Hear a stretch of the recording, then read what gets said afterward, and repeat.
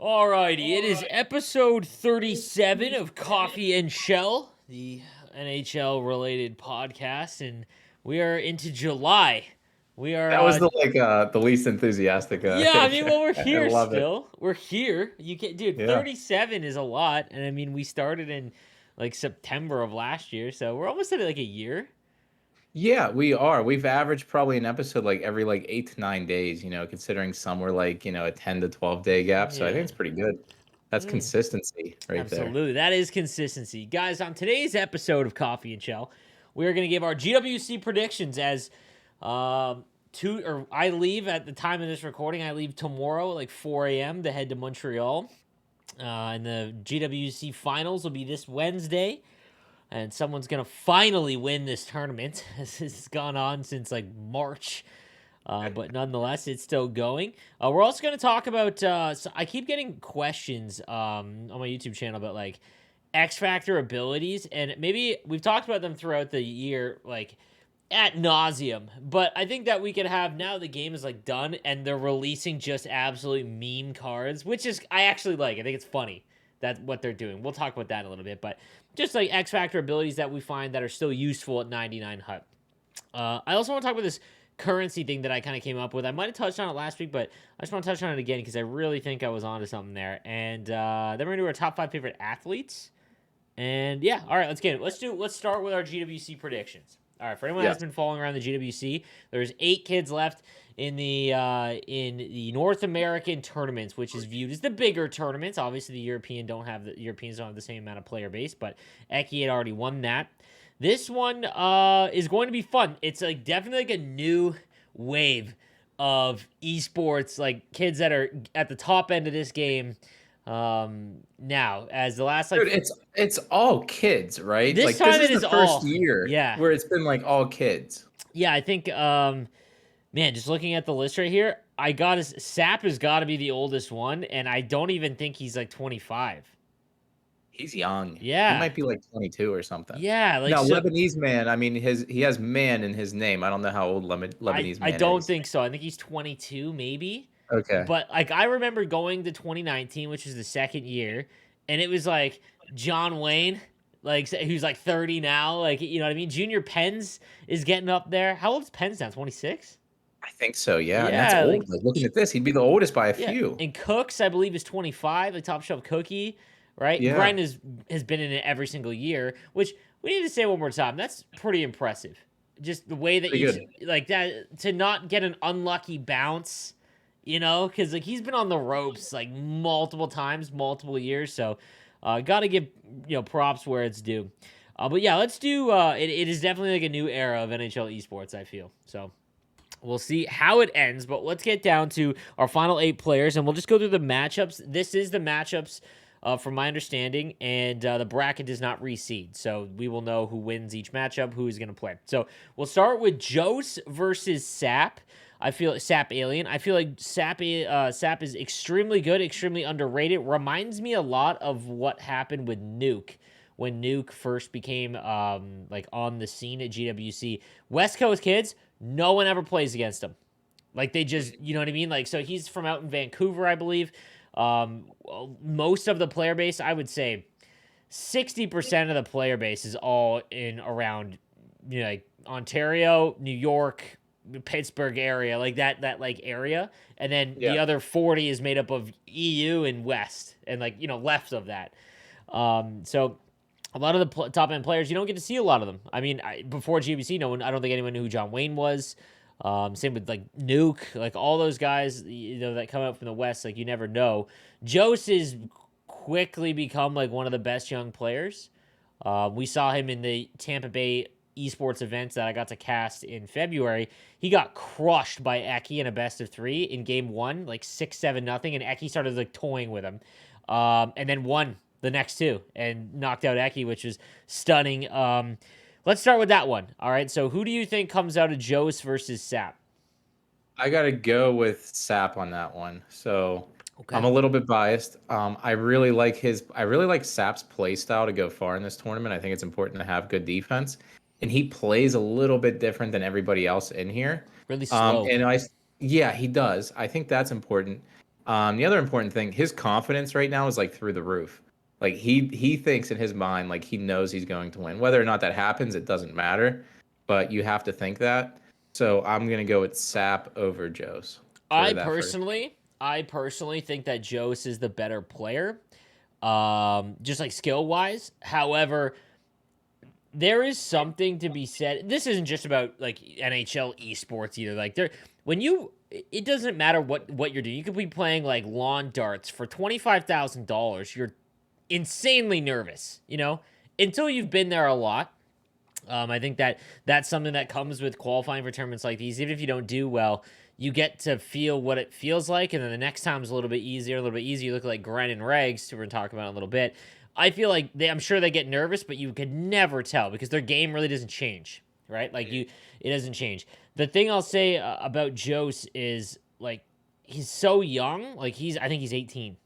And I wonder how he would handle the nerves, being around like everyone. Like the thing is like those. So like Jose and all those guys, like they're friends, right?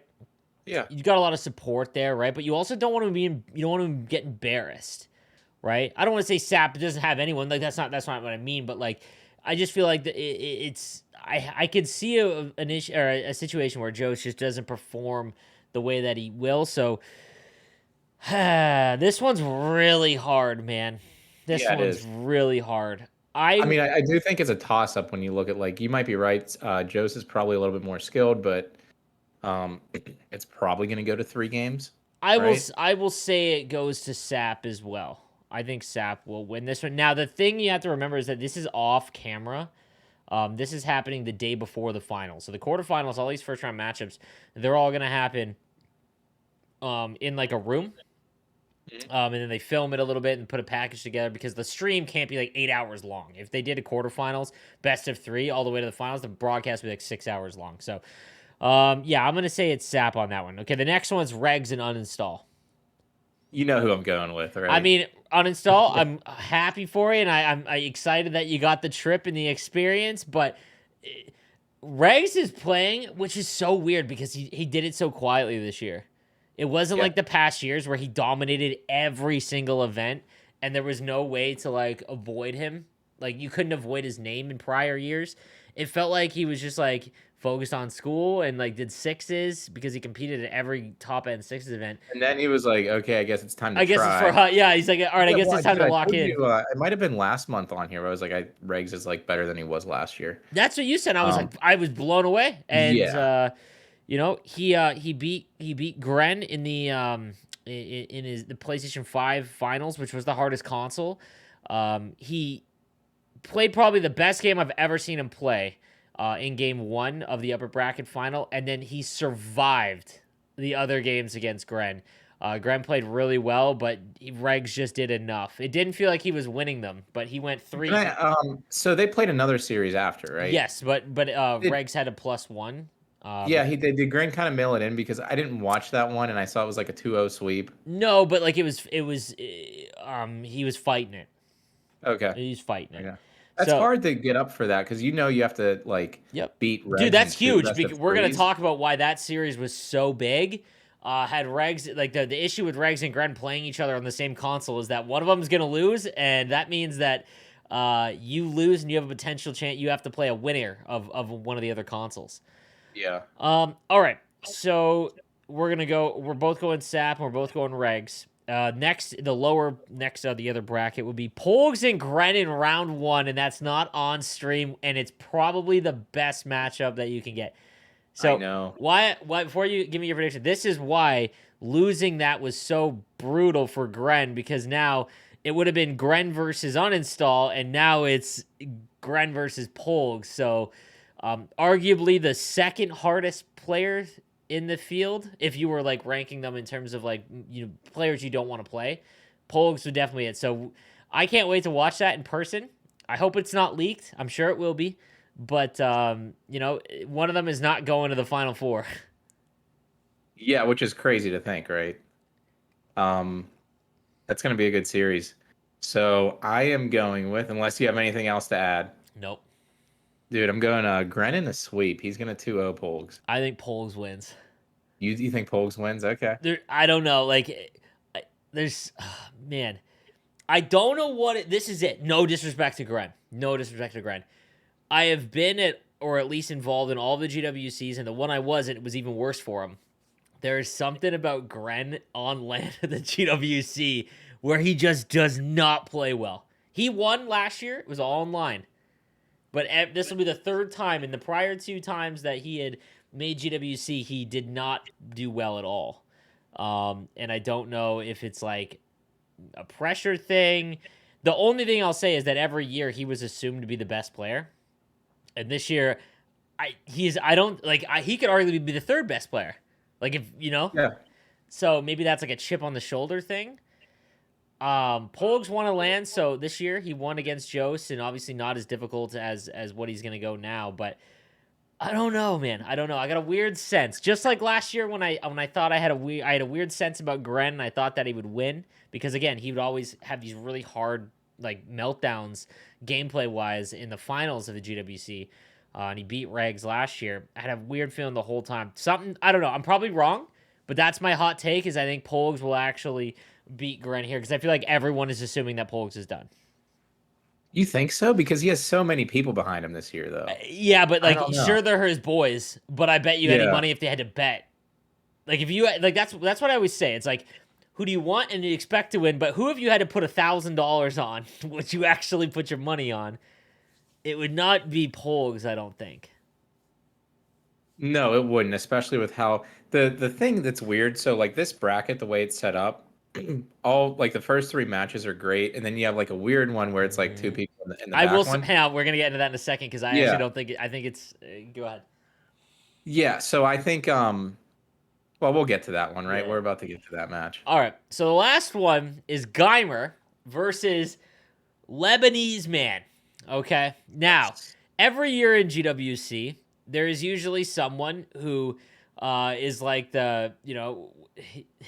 one of these is not like the others. Yeah, you had like NJ Devils the one year and Yeah, like you stuff had like like that. the Drizzy or like and they had Drewy, the OHL player in 2020.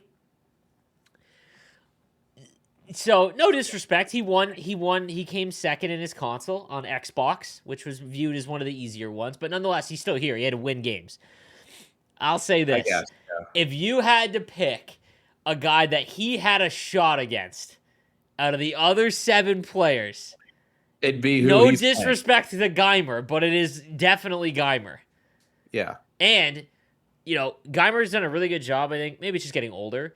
I remember I used to harp on him. I remember when he got what I just mentioned about Drury, the OHL player. I remember Geimer messaging. He lost to Drury, who was like just a hut hero, and Geimer was definitely the favorite. I remember messaging him and be like, "Dude, I feel bad." He's like, "Man, I just like I was like shaking. I couldn't like and like that's just nerves, right?"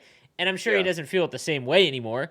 But if you go into a matchup. And if you got to this stage, you beat a good player. You beat players that can get top 100 in hut champs. And in NHL, I have beaten like great players. Like you know what I mean? Like I have. I just beat Aves. Like I've done it multiple times this year. Who came third on PS5. You know what I mean? Like I've beaten Geimer, right? Like it's like anyone can take a best 2 out of 3, and all of Geimer's boys will be there. Like they're all a big group. If there's pressure on anyone to not choke and lose a series that you're just gifted, it's this one. I think Geimer will win. Dude, I think it's like a 55-45 chance. Because, really? Like, dude, I don't know. Here's the thing. I don't know how good Lebanese man is because I've never watched him before. He's good enough to get top 2 on an easy console. That's fine. I mean, he did what he had to do, right? Like, you can't fault him. He did what he had to do, but like if it was the other way around, if it was like Geimer against Aves, you'd still probably say the same thing, like a 55-45. Yeah, I'd feel more confident in like a. If you would because you know him, right? Because you know who the guy is. I don't think it's that bad of a landslide like people are saying. Geimer should win. I'm gonna pick Geimer because I know who Geimer is, but I wouldn't be surprised if Lebanese man wins because like I was watching the PS4 finals, and then Geimer lost to Uninstall, right? Yep. That was it. Like I wasn't as impressed with Geimer as I was with like some of the other Geimer people. ended up beating Uninstall. Oh, okay, I'm surprised.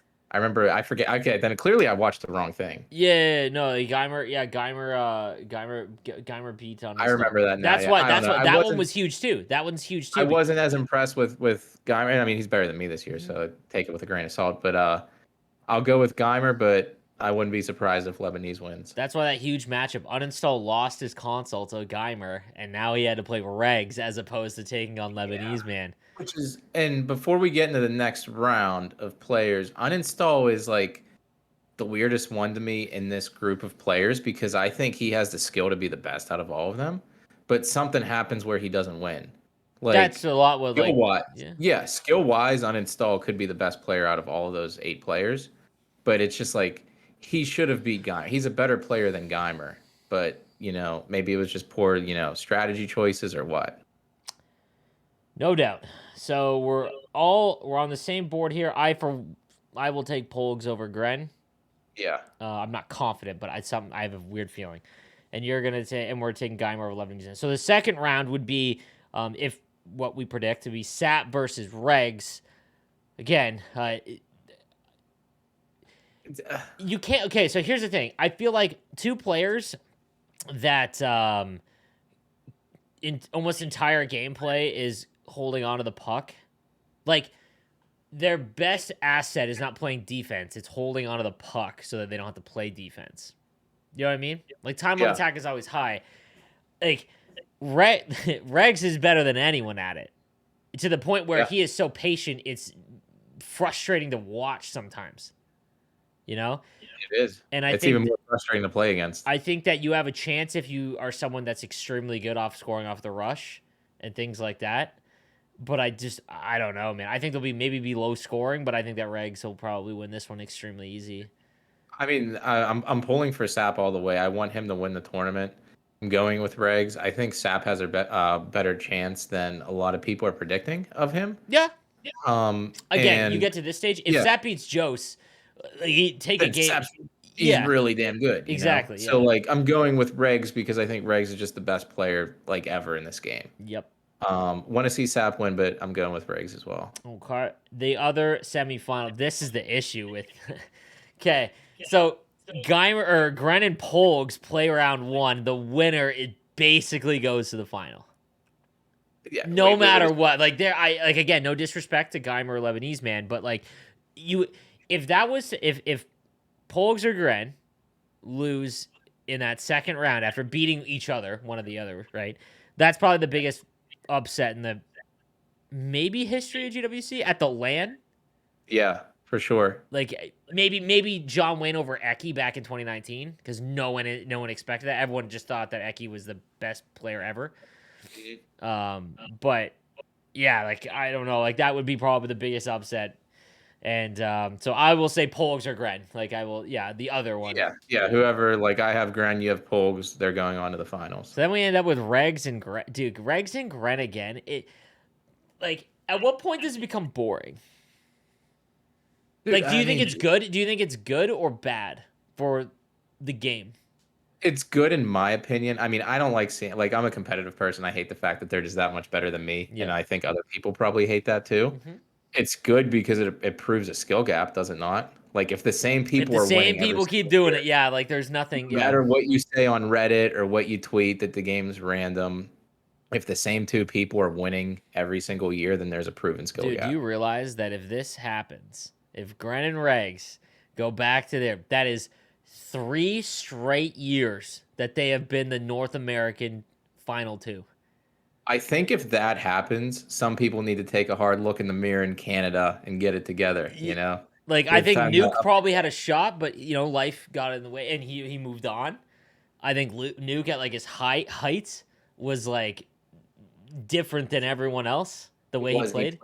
Dude, he played so different. It was so crazy weird. to I will Yeah. never forget. Here's a GWC story. I will never forget in 2019 being at Sportsnet, and they were like there was warm up consoles, and I was just chilling, and Nuke was like, "Hey, you want to like I got to warm up. You want to play?" I was like, "Sure." I remember playing around. Josh was kind of sitting beside me, and like Josh Fearless, and I remember 5 seconds in, he scored that stupid low blocker Nuke shot, and I remember being like, wow, okay. He did it like 3 more times. I lost like 4 or 5-0. And like I remember looking over Josh, I'm like, what is this? And he was like, dude, I don't. Yeah, you know, and then everyone started doing it. The low Yeah, blocker, like just 7-hole kind of thing, like that became like a whole other. And Nuke ended up winning Canada that year to go to he Vegas. did. He beat Gren. I remember everyone left because that was after the Gren Josh series, which felt like that was like one of the best esports series ever. But That was one of my favorite ones. Yeah. that was so good. I just hope we get something like that. Like that's my hope. I hope that there is not two O's. Like if Geimer or Lebanese man goes to 3 games against Polgs or Gren, that I pray for that one because like dude, like it'd be like the same thing as Geimer and Lebanese man in the first round because just you can't choke that. You're never gonna get an easier run to the finals, right? And that's like, dude, at that point, that's like a $10,000 game. I know, dude. I mean, that's great for Geimer though, right? Because when you think about it from Geimer's point of view, he has to just like he has to assume he's going to win that first round and play his best. But like all he needs is one upset against Mm-hmm. Pogues or Gren, and he's in the final He's of in the the GWC. finals, yeah. Like that's, and then the other one, like man, Sap, Jose, Regs, and Uninstall is a great Final Four. Like those, It that's a really is. you know what I mean. There's no weak links there, so Yeah, I could see a number of things coming up. I think if Regs doesn't make the finals, that's huge. It's a big upset. I know, but it's such a hard dude. It's It such a hard is. bracket. It Like, is. Like any of them can win a best of three. The hard mhm. part is that like none of them are experienced on LAN or at this like stage, and I mean, that I is a will say I factor. Like, wouldn't any of those four from the top bracket. Like I told you, who I think is going to win. I mhm. wouldn't be like shocked if it's like Yeah, Joe yeah, or yeah, yeah, yeah, yeah, like yeah. that win the thing. You know? Like Geimer and Lebanese man are probably the only two where I would be like if they made the finals, even like you know what I mean. I'd be like, what in the world, right? Yeah. But maybe you know, I mean, we're not giving Geimer enough credit, you know. I mean, that's good for him too. It's like less pressure once he gets over that first game. Mm-hmm. Yeah, because again, when you're assumed to be the victor, it doesn't mean like that's not an easy thing to deal with sometimes. Because if you get down in a game or you lose game one, it's like, man, oh, dude. But it's gonna be fun. So, who do you think wins? So I am surprisingly my brackets it's Gren against Regs.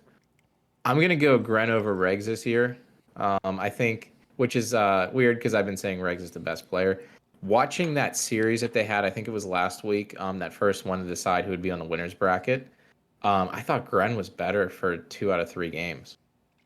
He had that comeback, and in game 3, like he should have won by 2 to 3 goals, I thought, over Regs. So I'm going based on that, but dude, it's like a toss up. If Regs, okay, so if Regs plays Polgs in my bracket, I think Regs beats Polgs. If Regs plays Gren, I think Gren wins. They, They've I've seen they've them play played on so LAN a much. couple times. Montreal before COVID was the last one, and it's like same thing about Gren in the GWC. If he doesn't make it to the finals or he has a hard time off of like when the lights are on, right? Because that's usually when he would lose. Um, like that's it's the exact same thing on LAN with like Regs and Gren. It's like I don't know, I don't know. I Yeah. part of me, dude. It's like dude, like 3 straight years of the same two kids. That would be Yeah. like I, I don't know. Like I don't know what to say at that point. Like the game changes, yes, and sometimes drastically. But something that these kids have is just like I don't know, man. Like I have no answer for it. It's vision and instinct, and you can't. And the thing is, you can't teach instinct. You know, just like any other video game or sport. Like there's like skill and talent can help prepare, but there's at a certain point people are just more talented at certain things because of instinct, and like that can't be taught. So Dude, I mean, this is like a crackpot theory here. You think they know anything that a lot of people don't? So I'm going to bring up a couple things, by the okay, way, here. Uh, Gren with the Y button. So I'm going to say this thing. If you watch the games, he gets like a little bit of like acceleration sometimes, like immediately. I think it's him tapping the Y button, or I guess it'd be triangle on PlayStation. And I think it does something. So if people are listening and test it out, I think that does something. Regs knows something about the puck possession and like puck protection. Like he so gets every single loose puck there is in situations where I don't think he should. there is something Regs does really good that I paid attention to in the last one, and it's he closes the gap of the player. So when he has the puck, he closes the gap of the person trying to defend him. So what I mean by that is like he tries to make it where his back or his side is as close as possible to the defender, so the defender is bumping and he can't get a hit. So when he starts backing in, because if you hold L2 and you back in and you get bumped, you lose the puck. Like you get that, you automatically trigger the stumble animation. But if you are already too close for them to get an actual hit, like you'll hold on to the puck. And I've noticed it a lot. And same with, I actually want to say it was Geimer was the other one where I really noticed it, where it was like on purpose trying to get it, where they like roll off of their opponent. But there's something. The other thing that Regs does is he is he no he is a he doesn't talk about it, but like his knowledge of the strategies that are in the game are wild. He will. I remember I did a video with him like 2 years ago, and he broke down like a play of his. I watched that one. Yeah. Broke down a play of his, and he would get like behind the net guys to go and do stuff when you would not anticipate to set up a play. And it would be like he'd cross the line and he would immediately be like, my opponent on the far side as a defender that's right-handed, my winger on the far side is left-handed, so I know that it's nuts what he's doing. And I don't know, like I kind of hope it's those two, but Yeah. I wouldn't mind a new, you know, Yeah, for sure. because it'd just be fun. But next year, rumors are it's back to Worlds. And they want to go to Vegas. I know that. Okay. And I think that going to 2019's GWC was one of the best things, like trips and experience I've had as an NHL creator. And I wasn't even a part of it. So I hope that's the case. I'm excited for Montreal. I'm excited that it's tied to the draft. So I'm taking my old man to this. He has always wanted to come to an event with me. So I thought, why not like the biggest one I'll probably ever do. So we're taking a train there, and he's gonna come and hang out with me all week, and I'm gonna cast the events and whatnot. So that'll be fun. I'm gonna vlog it and see how it goes. But How cool of you. yeah, dude, gotta vlog it, bro. Yeah. So wait, that rumor is like back to like to be like USA, Canada. They want to. They want to, right? Like I can confirm, right? Like I know that they want to go back to Worlds, and they want to this year. This is not confirmed or anything. This is just my own speculation. It feels like a very pivotal year for the GWC. So I think that COVID and EA Sports specifically really did a number on this tournament because COVID crushed the in-person thing, and the in-person aspect of the GWC was really like its draw, like its allure, and what made it feel really big. And there's also sponsor money that was with a live event. So the prize pool came down because it was all online.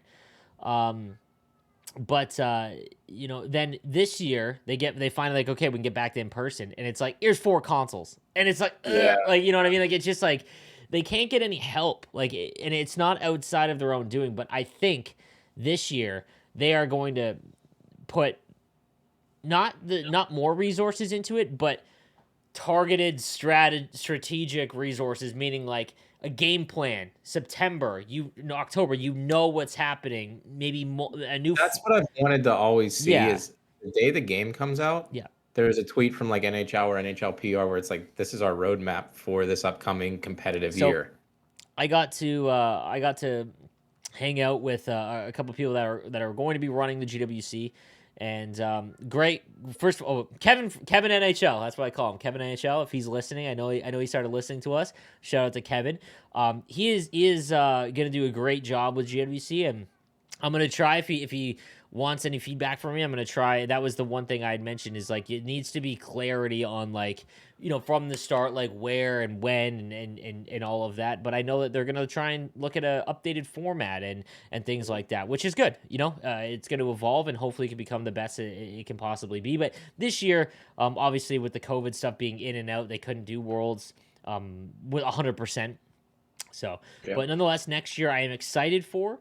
So Regs and Grind, man, if that happens, good Lord. Yep. Man, I just want chaos. Imagine uninstall beats Regs.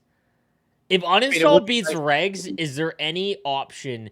Like, does Gren or Polgs win then?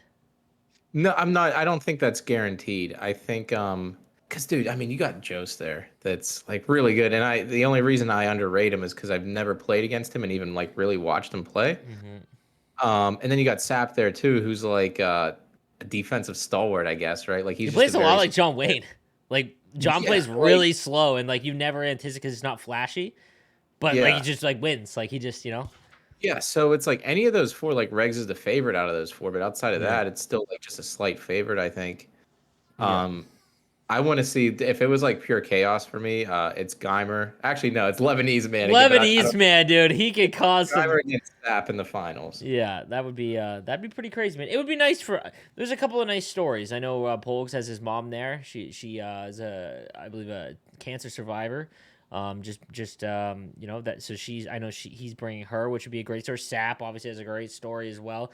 But all these guys, man, like I'm excited to meet Lebanese man. I'm excited to meet guys I've never met before. Everyone else I've met, I believe, in other than Sap, I guess I've met in person. So even uninstall, I got to meet in Tampa. So excited to see how it goes, and I'm excited to be there. I am excited for an in person event.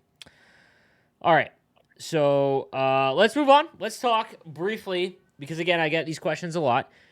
At 99 Huts, now that we've seen the entire year of X Factors, didn't like a lot of it, not gonna lie. It was thrown in because they needed to add something to the back of the box, and there it is. So, what if you had to? You had three X Factors you had to choose to give yourself a shot to win. What one are you picking? Unstoppable Force, I think, is one of the best ones. I agree.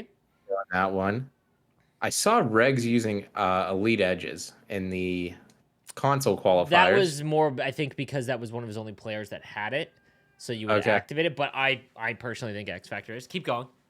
Um, what's the defense one? Stick 'em up, I would go. I think stick 'em up or truculence, and I think those would be like my three. I don't really think there's too many outside of that do much. Okay, I missed Uh, that last one. okay, yeah, like yeah.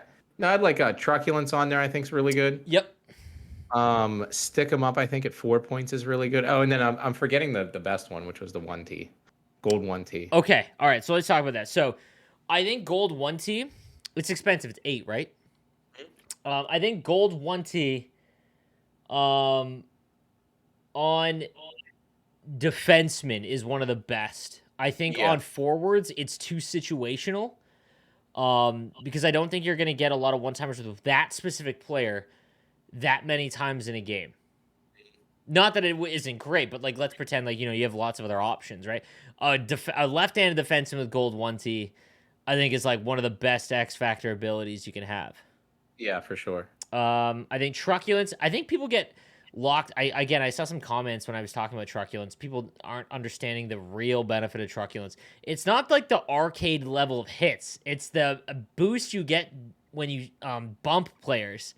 That's huge. Like that triggers the stumble animation. So if you have that on a defenseman or a forward, like you're gonna bump like Eric Lindros off the puck. Like Yeah, that's the benefit of truculence. Like it's not the huge hits because sometimes that can give you like penalties.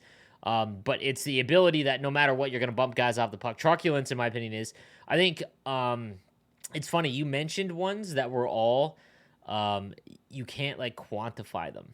So what I mean by that is like, well, on 1T you can hear and see it. Shock and awe you can, but like it's too situational. Like it looks like a little laser beam. But unstoppable force, there's no way to be like that's unstoppable force working. But like you know what I mean. Like you will. Close quarters is one that if you watch replays, it's like the guy's stick will be behind his back and he'll get a full power shot. yeah, and it'll be perfect location where it goes and stuff. And Some people are like close quarters doesn't do anything. I saw some comments on my YouTube channel and I'm just like, you're not. Yeah, if you watch a replay on a goal, you score with someone that's close quarters around the net. It's like sometimes it'll be like my guy will be on the backhand just picking up, the puck will be like sideways, like flipped up in the air, and it's like bang, like top corner because I mean, there's a reason all those top sixes guys use it, right? yeah, sixes guys also use it. Schneip is Yeah. one I don't ever notice. No, I thought that one was terrible this year. I have to warn you though, I haven't played like any real like 99 hut since I think GWC. So that's 2 months ago. No, I feel you. Schneip is one Yeah. that there's no way to quantify it, but wheels, I think at this stage is also good because everyone's at 99. You get 99. The only way to have true 99 speed with the puck is that. Yeah, but you're still against 99 I guess defensemen though. that's true. I guess that's true. Like I wouldn't use that one because that's what 10 points. I think it's just benefit. Like I'd rather have that than anything with Schneip. Yeah, for sure. like that in that aspect. But yeah, I just wanted to bring that up real quick. I think next year, I don't know, like they can't get away from X Factors now because they threw it No, in they're and just it walking the dramatically game. changed how Hut is. Like it did, and Yeah. not for the better. I think post to post is still, it matters Yeah, I less hope they now because fix everyone has some of 99 those. shot. So even with post to post, you're probably going to score on a 1T. I think that people don't understand that. Oh, is that how it's been? Yeah, like you know what Recently? I mean. You need it seems like it isn't as overpowered, but Okay. early on in the game, bro, when the shots are like 90 or high 80s, like it's It was bad. I hope it's they fix some of the goalie ones. I don't even know how you have goalie X factors in the game without kind of ruining it. mhm. Because like I thought light work, like that's the one I used in GWC like qualifiers. I thought Mhm. that one was overpowered. I wish, yeah, it's too late to remove X factors. They're here to stay.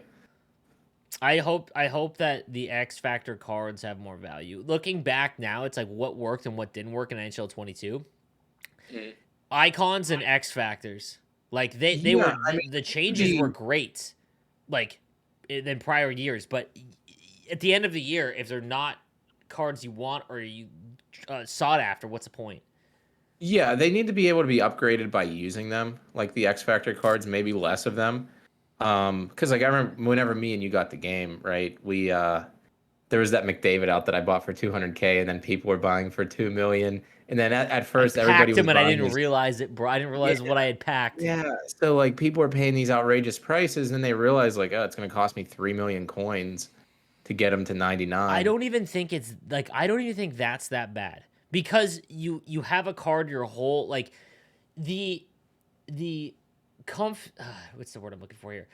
It is comfort. Yeah, like the comfort in knowing that you are always going to have the ability to have one of the best cards in the game. But on top of that, there's events sometimes where you don't want anyone.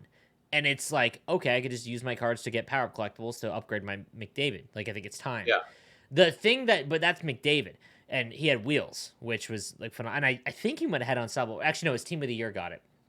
But I think if X Factors are going to be in the game, they have to be the best cards. You would always have to have them +1 over whatever the Or high even just, is, or right? even like they, I don't think they have it in them to do tier based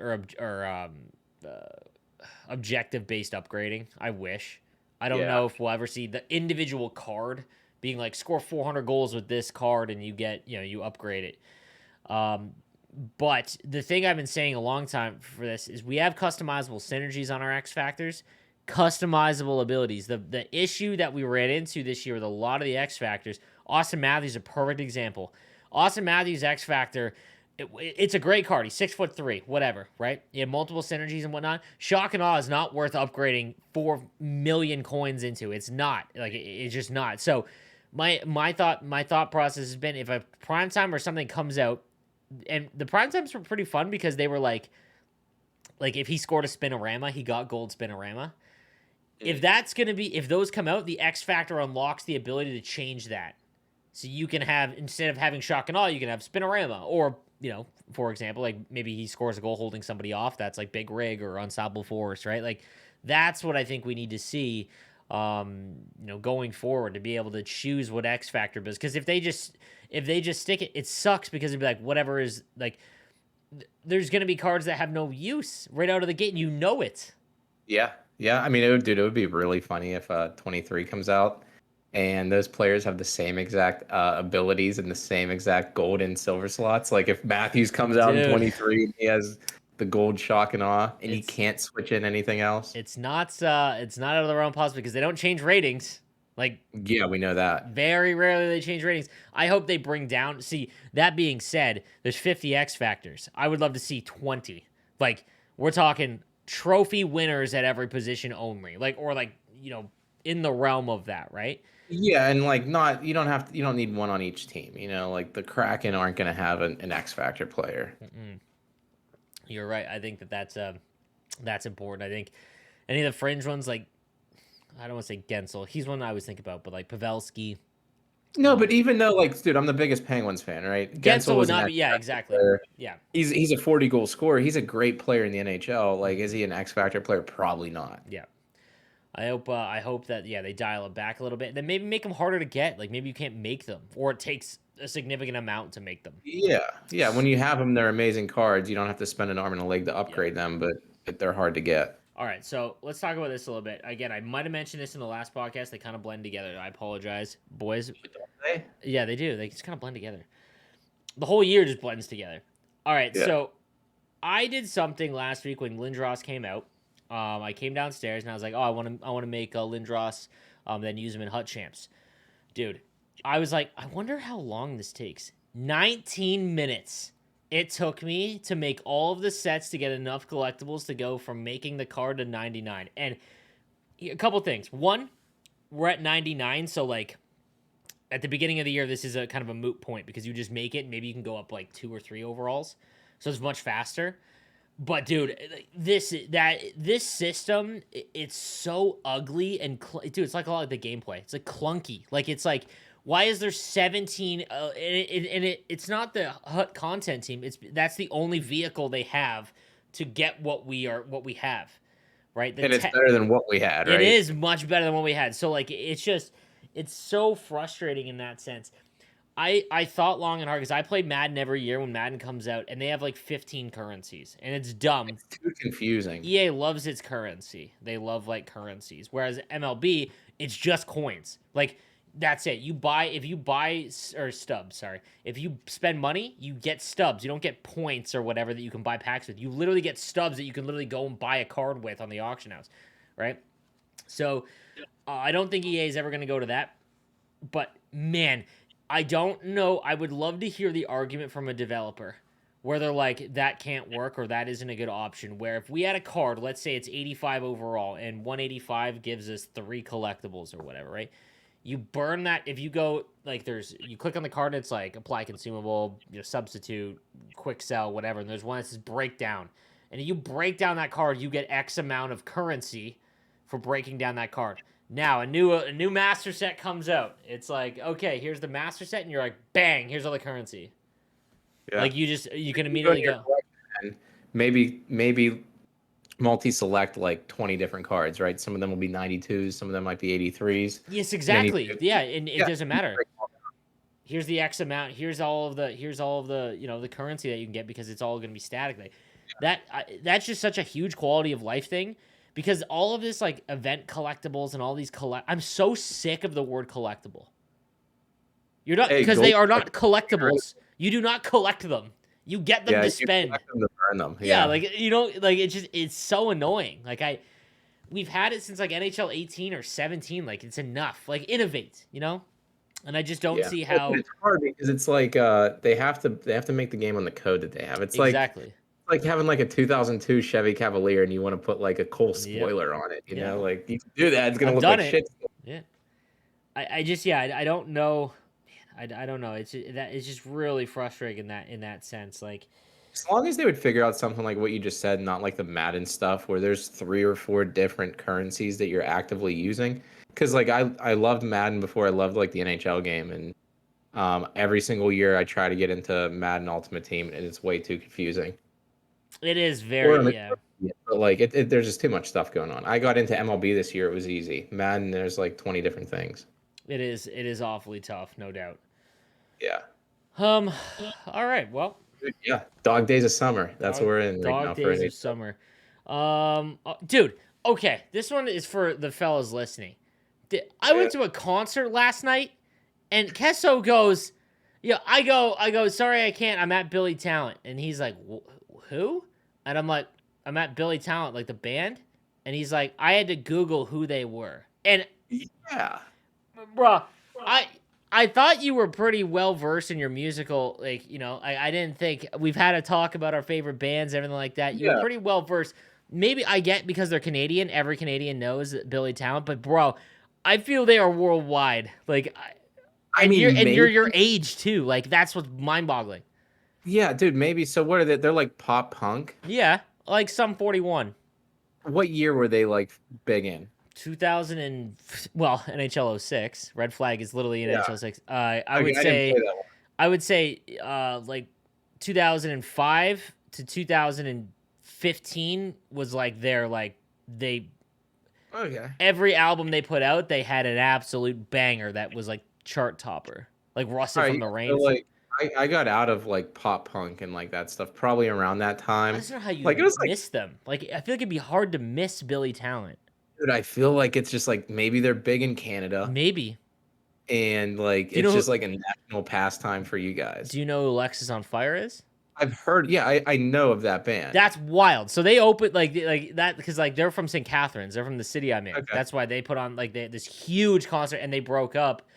2000 and I wasn't a big Alexis fan, but like I have friends that are like diehards, and they went to Yeah. like their farewell tour, and they broke up for like a decade or like 9 years I think, and this was like their first time back, and like it was really cool like to see like that, because again it was the city, dude. The amount of, so I go to this place, it's like 6 minutes from my house. We walk and I'm looking around at like just like the people there, right? Yeah. I felt so at home. It was like, dude, it was 30 to 40.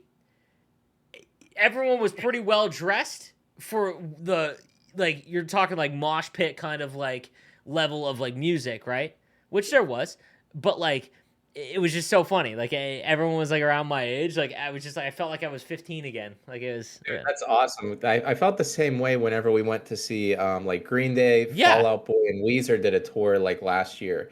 We went to that, and it's like all the people our age that grew up with the music. Yeah. And then, but dude, I have to tell you, I never felt more out of place at a concert. Okay, about 3 years ago, I was a big Travis Scott fan. And, like me Oh and my my friends, like god. I love rap music, right? Yeah. And his like first few albums they were like not like as poppy, I guess it was Yeah. like hood rap or whatever. But like we go to this concert and I was like 26, I guess. We're like the oldest people there. It's all Mm, like 15-year-olds that are like Astro World Tour. Like I was like, never again. I'm never going to one of these again. I'm way too old. Jesus. All right. Yeah. But yeah, I had to bring that up. All right, let's do this. Our top 5 favorite athletes.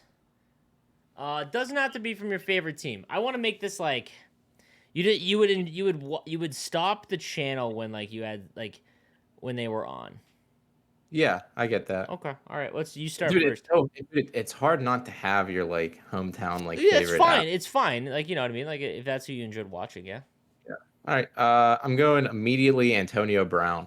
Uh, Okay. I dude loved it. I besides all the off-field stuff, I think if he would have had like his mental health right, he's a top three, maybe top two receiver of all time. That's not Jerry Rice. Like he was without a doubt the best receiver in the NFL for 5 or 6 straight years. And he was like he's only 5'10". Like he was doing all this stuff in the league, and it was just like straight skill.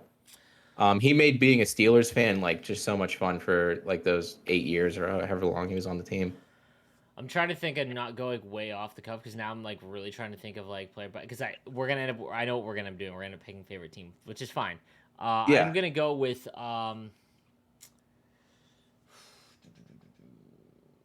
I will go with Joe Thornton at Okay. number 5. I remember watching. This is like early NHL TV. Like I could only watch the Sharks if I was at my mom's house for the weekend in Buffalo because they had DirecTV. I couldn't watch the Sharks. I remember having to listen to Dan Rosanowski on NHL.com's radio thing because it was free. I would listen to the radio call of the Sharks games at my dad's when I was at home in Canada because there was literally no way to watch out of market games unless you had Yeah. DirecTV, and DirecTV wasn't in Canada. But I feel like there's so many kids that will never understand. That was probably the best passer. Like I'm trying to think of like right now who would be the best passer in the NHL, but like it's like McDavid is like whatever, He's like the best at but everything. he's like this is like what we were watching with like Thornton with like Jonathan having Chichu score 56 goals because of Joe Thornton was just something absurd. Like I remember watching, and like when you're watching a play like a power play or something, and a player you can see what's open and like the player can't, right? He would do some shit where he would hold the puck in the slot and literally everyone is like shoot, but he would just hold it for a pass and everyone would still be like, "Hey, he's going to pass," and still somehow find a seam. Like it was just wild to watch, and it's sad that like I was too young not too young, but like I was a teenager and like 20 and didn't appreciate it as much as I do now, knowing that he like there won't be a better Shark probably ever than him. Dude, my favorite thing about Thornton is some of the weird stat lines he has, because I think it was it might have been like a lockout year, like where they did like a shortened season. I want to say he had like 4 or 5 goals and like 50 some assists or something. Like it was always weird things where you get like 20 goals, Yep. like 70 assists, like because he wouldn't shoot sometimes. His heart, dude. I remember watching it, being so frustrated with it. Like as he became a Shark longer, when he was a Bruin, he still had like 30 goal seasons. Yeah. But like, and even his Hart Trophy winning season, I don't. He had like 126 points, Yeah, but because he had like one or two more than Yager. yeah, but I don't think he had more than 30 goals. Like I think it was like that wild. Like it was something insane. But yeah, just he was so good at passing. Like, and I feel like that's like an not as there isn't a premier setup man in the NHL now. Like I don't No, think that because there's so someone many that is people are so good at it. only good at that. Like only exceptionally good at that. Yeah, it's like almost like that Adam Oates type from the Hmm. '90s where they'd have like a bajillion assists, like because like I think Crosby's probably as good as at passing as Thornton is, but it's like he's good at everything, you I know. don't think so. He might I okay. think I Thornton. mean, I I think legitimately Thornton might be the best passer of all time. I get he debate might in the be. comments. I'm saying like yeah, like just that. Yeah, Like just not a better playmaking. player. Yeah, Like that yeah, portion. yeah. All right, your go. My next one, I'm gonna go with who I think is the greatest goalie of all time, and that's Dominic Hasek. Okay. Dude, we were lucky. We grew up in like what I think, at The least for best us, just like goaltender. our age, like that golden era of hockey for me, which was like that early 2000s, like where there were like 4 or 5 like really good teams. I think Hasek's the best goalie ever. You look at his stats from like the 90s, and he was putting up like Buffalo was 937, like hit awful. percentage. What's that? Buffalo was not good. They- Their team was never like. No, like Mike Pekka was their best player, Mm-hmm. or like Miroslav Satan or something, that might Miroslav have been Shatan after. did no Um, Shatan. Yeah, like I think if he was on like those Avs teams like Wall was, or if like he was on the Devils, like he'd probably like it wouldn't even be a debate. But he was on those bad Sabres teams. Man, Dominic Hasek is a good one. That was Yeah. really good. I am gonna go with Tiger Woods. I was Okay. really into golf when I was a kid before I got run over, and then I literally didn't play for like the next 15 years. But there's like golf. I can't watch golf. Like I don't enjoy watching it. But there's something about like his like when like he's playing golf, it was so do you remember that? I remember that shot, like the commercial shot. I remember watching that. I want to say it was at the Masters in like 2004. Again, I'm trying to think of this off the top of my head. But the Nike ball like stops on the pin and then drops in. Like the best commercial from Nike of all time. Yeah, it was wild to watch a sport that's so science based, like someone be able to be that good at it, better than everyone, like because like there's like numbers and mechanics involved like that, it's not like someone's trying to throw you a 100-mile-an-hour pitch that isn't the same time every time, same thing every time, right? It's like Yeah. this, you have everyone has the exact same advantages in golf to an extent, other than like It's literally like just as like a solo sport, Like exactly, and there's like his who's your best player. It's not like a team sport no where, there's wild always debate. Yeah. wild. It's boring. It's a boring pick, Sidney Crosby. Hmm. He was drafted at what year? 2005. So I was 11 or 12, so I've watched his whole career. I have a piece of shit on my list in Antonio Brown, but like I always like whenever the athletes are actually like good people in the community and stuff Yeah, too. Crosby, I mean, he's arguably a top 5 player of all time, but like growing up here watching probably, 80% of the games that he's ever played.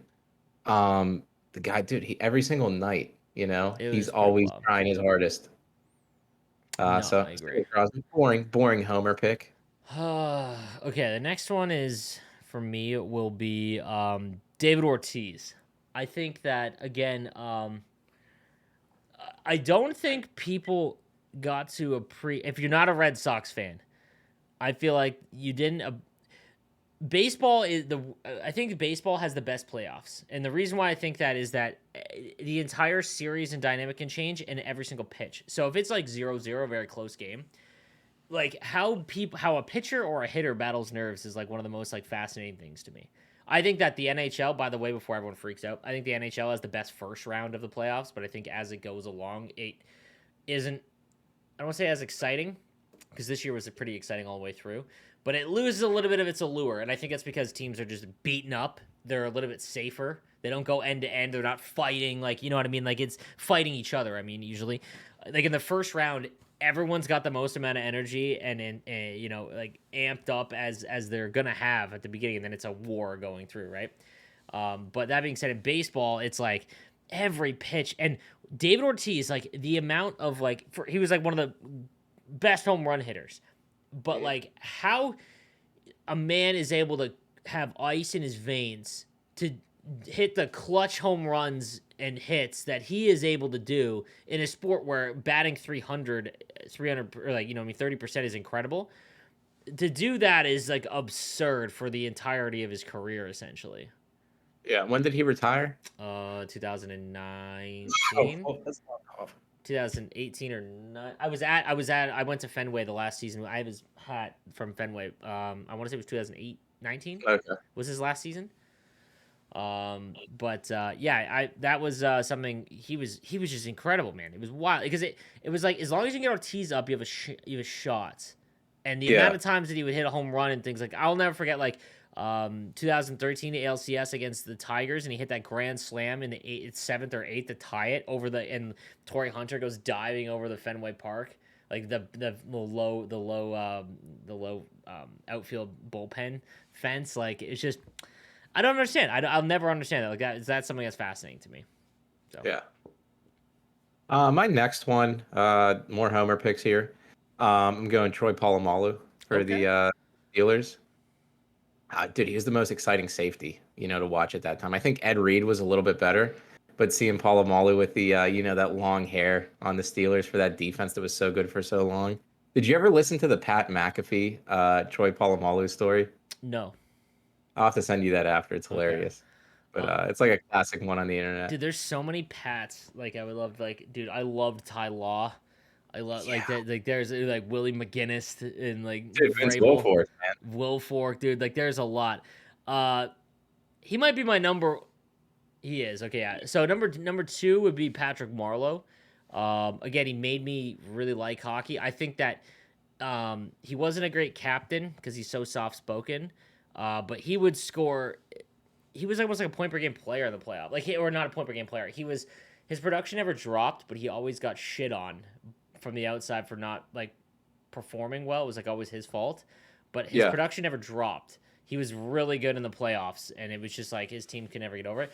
So fast, and yeah, like his goal scoring ability was just so good. I don't know. He was like him and Aginla were like the reason, like some of the big reasons why I liked hockey so much. And it sucks that he's over with now or he's retired now, but definitely one of my favorite players to watch. Yeah, we got to enjoy him a little bit on the Penguins for that one playoff I run. hate that. I hate that. Isn't that so weird? Because like you said, Ginla, I'm like, oh yeah, the Penguins had him too for I like, hate it. I like a hate few months. legends that leave a team. I get it, like to try and win a cup. I would love to see Sundin was a Vancouver Canuck. That Yeah, it ugh, like I get it. You're I trying to know. win a It's cup, funny. but it's like, how many times has that happened? Do you think? Ray Bork is the only one I can think of. Ray Bork's the big one, I right? think So like that's whenever there's like legends like that, you like sometimes it doesn't work out. But I mean, it happens every year with like Thornton good just did players. it. What's that? Thornton just did it with the Panthers, trying to win a Yeah. cup. Hey, Jack Johnson did it with the. I'm just kidding. Jack Johnson. I can't wait to get his cup. Do you see that tweet? That was a good tweet. I saw that. That was a good one. Yeah. I think that's the big. That's the important thing about you for being if you're a content creator in NHL, whatever's happening in real life, think of a stupid tweet to Oh cater it yeah. around NHL Hut, and boom, you get 50 likes. That's it, man. My last one, my favorite player growing up was Jaromir Jagr. Okay. He was like, dude, for a while. Once Lemieux retired, he was like the Penguin. Like he was the only reason they were doing anything. And so like the first time I went to a hockey game, like he was playing. So like I got to watch him for a few years, see him get traded to the Capitals, and then on to the Rangers, and then dude, he's playing at like what 43 in the NHL, 42. Dude, He's still He's technically playing. He playing. owns a team, and he's like play that. Yeah, yeah, he's just a legend. He was so good, So Yager, My number one is Tom Brady. of I don't course. think we'll ever see. Like again, I got to watch like every week in all of his Super Bowl runs. It was like I just watched his documentary too, which was for Patriots fans like so much fun to like. The documentary is really good, but it was like Yeah, there's that one where it's like the episodes for each Yep, Super for each Bowl? Super Bowl, and it brings back people. I gotta watch And that. there's like things that when I was a kid in the first three that like I didn't really. When you're a kid and you live in Canada for the most part, you don't really understand football. Like because if you play football, you're playing CFL rules, and CFL rules are awful in my opinion. So like it's very hard to understand the minutia of football. It's very difficult. So I didn't appreciate like I'm not super knowledgeable in football right now. Like like zone defenses and things like that. I can understand the basics of it, but like I don't know like like the ins and outs of like when they do crazy different routes and stuff. But I have a different level of understanding now. And watching like his documentary and what happened, dude, I've completely forgot like the Lawyer Malloy sequence of events because there's like a gap where Lawyer Malloy was on the Bills, and I lived in Buffalo at the time.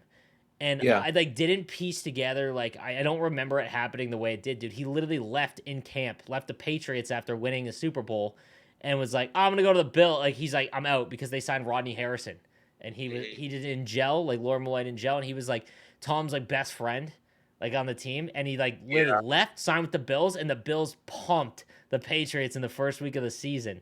31-0, Yeah, right? yeah, like Drew Bledsoe was playing. I dude, remember that. Bledsoe was playing like it was wild. I don't remember that. So seeing that kind of stuff, like I remember the Ty Law game where he legit owned Peyton Manning in the playoffs. He got Yeah, he had intercepted like like 4 3 times. Like it was absurd. Um, but I don't think I think Tom Brady in our lifetime will probably be the best athlete. I want to say athlete's yeah, probably not the right word. Best, most successful. yeah. Because it's like no matter what, I don't think you'll see another quarterback win like 7 Super Bowls, I think right? it's one of the only. I mean, like you could see it in the NBA. Like You can if they form like if like a young team would form like a super I team mean and the actually stick together. Yeah, like I feel like the Golden State winning it this year again has like a shot if they just stay together a couple more years. But I Yeah, think they've won 4, they've won 4. and I mean even MJ won 6, um, and like Tom's won his 7th, like he's won 7, and I can't believe he won with the Buccaneers like that. And you're not going to see anything like that in hockey. You just Never, won't. no, it's because the salary cap's too tight. Like, Yeah, and not to mention the way the game is played, the amount of luck required in hockey compared to all the other sports is like exceptional, like game to game. You know what I mean? Because overtime, it only, dude, like off of a stanchion into the net, like you know what I mean? Like it's yeah. Like I mean, you saw it this the playoffs with like subjective of calls, like yeah, you know what I mean? Like the other sports have that. Obviously, like pass interference always ruins games in the NFL, but like basketball, it's like I just like you won't see stuff like that is on that same level. Like a shot's either gonna go in or it's not, and like that's usually on the player. It's not yeah. Basketball, I it's think not hitting a somebody's fan and then going in the net. Like you know what I mean? Like you either missed it, or you didn't.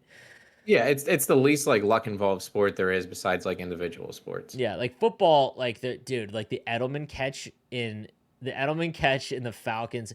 Dude, the Falcons Super Bowl, like man. So I was rewatching this again. We're going on a little Tom Brady tangent. I apologize for anyone that hates the Patriots, dude. Like I did like Brady, dude. They should not have. They should have won both of the Giants Super Bowls, and I hate the Giants obviously because they like tarnished like the Patriots like the perfect season we will never see. No. Like we won't, dude. And it's funny. I was talking to my wife about this. I was like, if I ever get asked like, what would you do if you go back in time? I always say I would go back to 2007 or 8. I can't remember because it's the opposite year. I think it's 2008. And be like, yo, Dad, I want you to I want you to refinance the mortgage and bet on the Giants money line because, dude, I think the spread was like minus 12 and a half in a Super Bowl. Like it wasn't like that's and the David Tyree catch. Like I guess there's no luck Yeah. in football. He did that, but like And then they had the same one in Mario 2011 when they Manningham, Mario, bro. yeah, Mario Mario Manningham, like it yeah. was. I watching them again. Like I forgot about the Mario Manningham one, but then it's like, dude, the Seahawks. I will never forget. That was the first year I was with my wife. Like I remember watching, all of the Giants ones. And I remember I remember going to Super Bowl parties for the Rams Super Bowl. But I was too young to appreciate it. I like the Patriots because of their logo when I was like 8 years old, and I just got lucky.